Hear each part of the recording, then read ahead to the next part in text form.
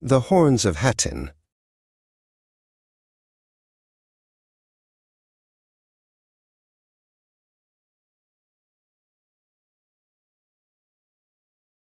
The sun was a merciless hammer over the parched hills of Hattin.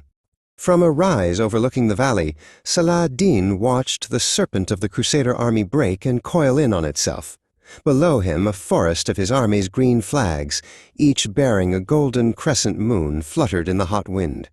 He felt no elation, only the grim satisfaction of a meticulously laid trap about to spring.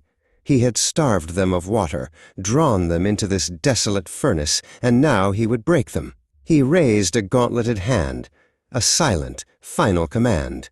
The drums began. Salah ad-Din's gaze passed over his commanders, their forms resolute amidst the sea of soldiers. He saw General Gokbori, a veteran whose loyalty was as solid as the steel of his armor, which bore the Sultan's mark, a stylized silver crescent moon.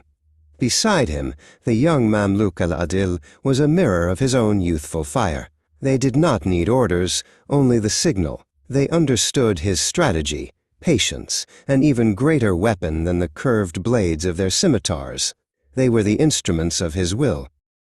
From within the Crusader lines, Grand Master Gerard de Riedefort watched his king, Guy of Lusignan, stare uselessly at the horizon. The man was broken by thirst. Beside him, the brutish Reynald de Chatillon raged, his fury as pointless as it was predictable. "We will cut our way out," Reynald roared. Gerard gripped the hilt of his sword. It would not be these weak-willed nobles who would save them. It would be the Order. It would be the Templars. The burden, as always, fell to them. The first wave of Salah ad-Din's assault was not steel, but fire. On his command, archers sent flaming arrows, arcing into the dry brush, encircling the Crusaders. The scrub ignited, and a wall of fire and thick, acrid smoke tightened the noose. It was a calculated cruelty, designed to choke and bake the heavily armored knights, to turn their greatest strength, their plate and mail, into a self-inflicted torture. Salah ad-Din watched, his face impassive. For God and the Temple. Gerard de Riedfort's roar was a prayer of desperation. There was no strategy left, only faith and fury. He spurred his warhorse forward, and the Knights Templar charged with him. They were a wedge of white and black, an iron fist of righteous certainty aimed at the heart of the green banners with their golden moons.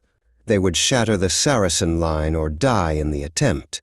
For the Templars there was no other way.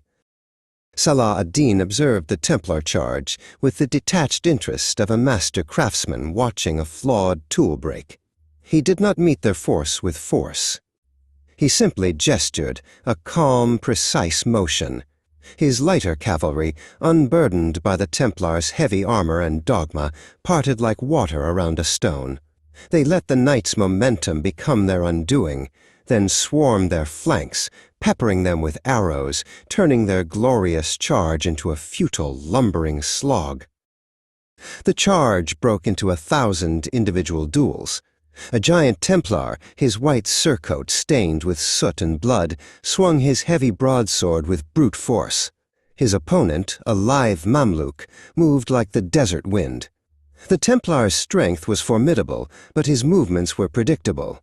The Mamluk, patient and precise, evaded the crushing blows, waited for the inevitable opening, and drove his blade into the gap at the Templar's throat. The giant fell, a symbol of an entire order brought low. When the fighting subsided, King Guy was dragged before Salah ad-Din. The Sultan dismounted, his movements deliberate. He saw not a rival, but a man defeated by his own folly.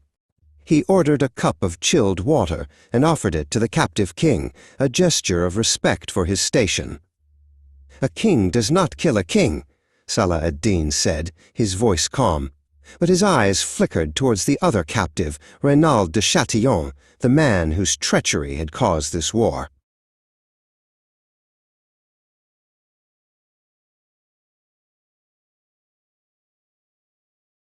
When the cup was passed to Reynold, Salah ad-Din's hand fell to the hilt of his scimitar.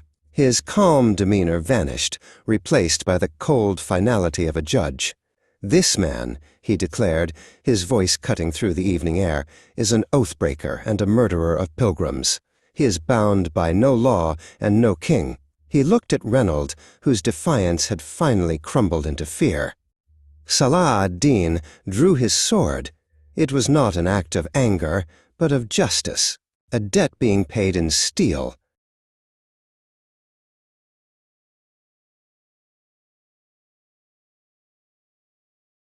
As the sun set, casting long shadows across the valley of his victory, Salah ad-Din stood alone on the hill once more.